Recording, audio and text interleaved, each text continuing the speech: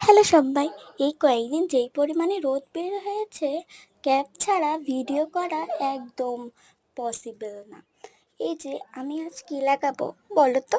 হ্যাঁ, আজ লাগাবো শিউলি ফুলের গাছ, যেটা এখন প্রতিটা শিউলি ফুল গাছের মানে পরবর্তী যে গাছগুলোতে ফুল দিয়েছে সেই গাছগুলোর নিচে অনেক চারা হয়ে আছে।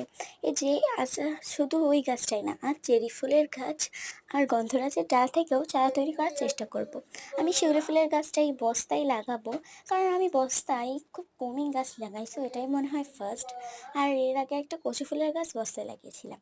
আর এই শিউলি ফুলের হালটা একদম বেহাল হয়ে গিয়েছিল, কারণ এই রোদে আমি গাছটাকে ছামায় রাখলেও মানে নেতিয়ে যাচ্ছিল, তো কোনো রকম লাগিয়ে সাইডে একটু রেখে দিয়েছি। আর আমি এই কাগজ ফুল বা এটাকে কাগজ ফুল বলা যায় না, এটাকে চেরি ফুলই বলে। এটাকে আমি কোনো রকম ডাল ভালো করে কাটিনি, আর পাতাও ভালো ছড়াইনি।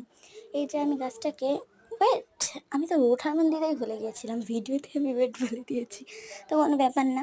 আর হচ্ছে যে এর আগের ভিডিওতে নাম নেওয়ার জন্য কমেন্ট করেছিল বিথি মিথিলা, হ্যালো তোমাদেরকে।